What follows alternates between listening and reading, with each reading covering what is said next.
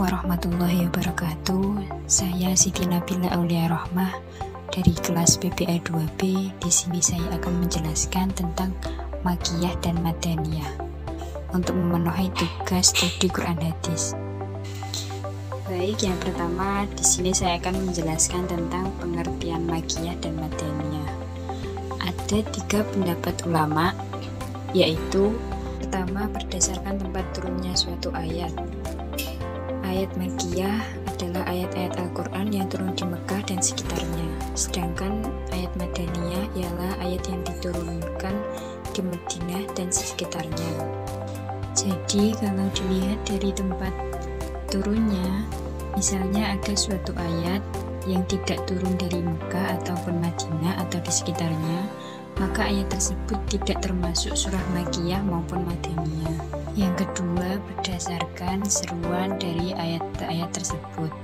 Ayat-ayat Makiyah ialah ayat-ayat Al-Quran yang berisi seruan terhadap penduduk Mekah, sedangkan Madaniyah berisi seruan terhadap penduduk Madinah. Berdasarkan seruannya, ada salah satu ayat Al-Quran yang tidak tertuju kepada penduduk Mekah maupun penduduk Madinah, yaitu surat Al-Fatihah. Dan yang ketiga, berdasarkan waktu turunnya. Ayat Makiyah ialah ayat Al-Quran yang diturunkan sebelum hijrahnya Nabi Muhammad SAW ke Madinah, sekalipun ayat tersebut turun di luar kota Mekah. Sedangkan Madaniyah adalah ayat Al-Quran yang turun setelah Nabi hijrah ke Madinah, meskipun ayat tersebut turun bukan di kota Madinah. Yang kedua, saya akan menjelaskan tentang pengklasifikasian ayat dan surat di dalam Al-Quran.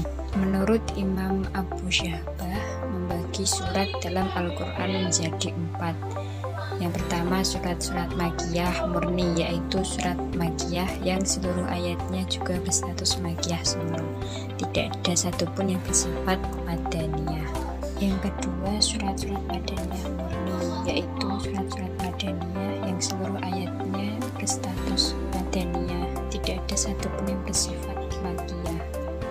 Yang ketiga adalah surat-surat Makiyah yang berisi ayat-ayat Madaniyah. Maksudnya adalah di sini kebanyakan ayatnya adalah Makiyah, namun di dalamnya juga terdapat sedikit ayat yang berstatus Madaniyah.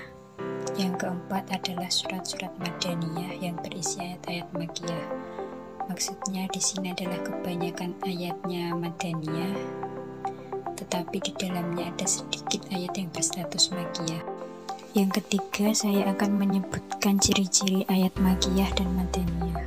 Yang pertama, saya akan menyebutkan ciri-ciri ayat Makiyah. 1. Ayat dan surahnya pendek-pendek. Yang kedua, ayat atau suratnya berisikan seruan tentang dasar-dasar keimanan kepada Allah. Yang ketiga, berisikan seruan untuk memegang teguh akhlakul karimah. Yang keempat, berisikan perlawanan terhadap kaum musyrik dan memberantas cita-cita mereka. Yang kelima, surahnya diawali dengan kalimat Ya ayyuhan nasu. Dan yang kedua, saya akan menyebutkan ciri-ciri dari ayat Madaniyah. 1. Ayat dan surahnya panjang-panjang. Yang kedua, ungkapannya tenang. Yang dituju adalah akal pikiran. Yang ketiga, banyak mengemukakan bukti mengenai kebenaran agama. Yang keempat, diawali dengan kalimat Ya ayyuhalladzina amanu. Yang kelima, kebanyakan berisi hukum-hukum, menceritakan orang mukmin dan membicarakan orang. Yang keempat, di sini saya akan membahas tentang manfaat mempelajari Makiyah dan Madaniyah. Yang pertama, untuk dijadikan sebagai alat bantu dalam menafsirkan Al-Quran.